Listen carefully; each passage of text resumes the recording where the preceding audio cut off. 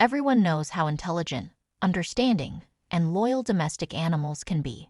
They perfectly recognize who treats them with kindness and warmth. But what about wild animals? Are dangerous predators capable of recognizing kindness shown to them and being grateful for it? This is what we'll tell you about in our incredible story. It all started when the hero of this story, an elderly man, came across a very young wolf in the forest. The pensioner immediately realized something was wrong with the animal. The wolf was very thin and weak. Moreover, it didn't even try to run away from the human, as if it lacked the strength to do so. There was no sign of a she-wolf nearby. Then our hero saw that the animal's paw was stuck in an old and rusty trap left in the forest after a long-ago hunt. The pensioner knew he couldn't leave the wolf cub to its fate. The animal was already so weak that it was unlikely to resist anything, and it certainly posed no danger. How long the beast had been in the trap was unknown, but most likely for a very long time. The man freed the wolf's paw and managed to put something like a splint on it, as the limb was broken. It would take a long time before the animal could return to the forest and take care of itself, so our hero took the wolf, which he named Gray, to his home. Of course, the animal had predatory habits, but gradually the wolf got used to its savior.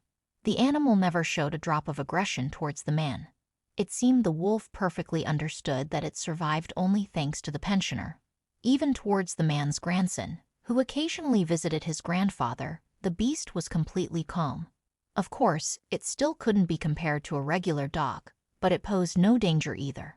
This unusual pet now lived with our hero, but one day the animal disappeared.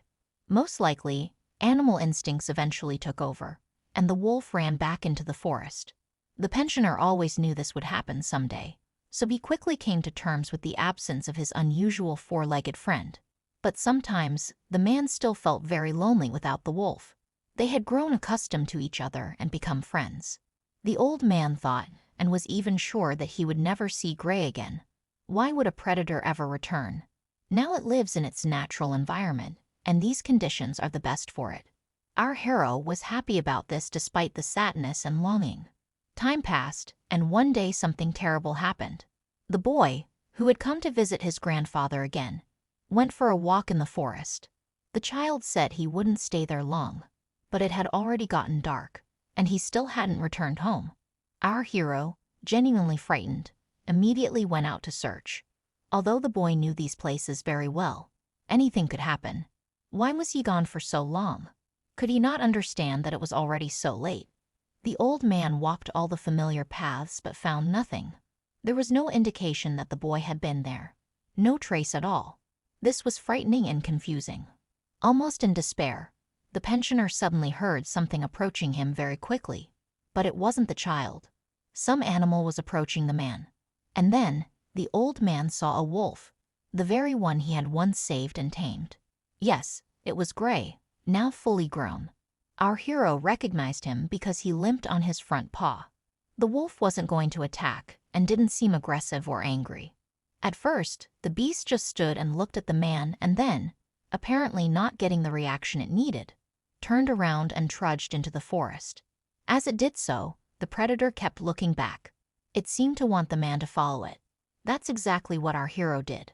The beast walked in a certain direction and periodically looked back at the pensioner, who simply followed the animal.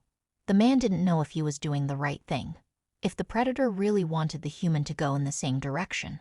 What if he was following the wolf in vain, and now just wasting time when he could be searching? But the man and the beast didn't walk for long. Suddenly, at some point along the way, there was a rustle in the bushes, and the grandfather's grandson ran out to him. The boy was very scared, but at the same time, happy that he had finally been found. Our hero's joy knew no bounds.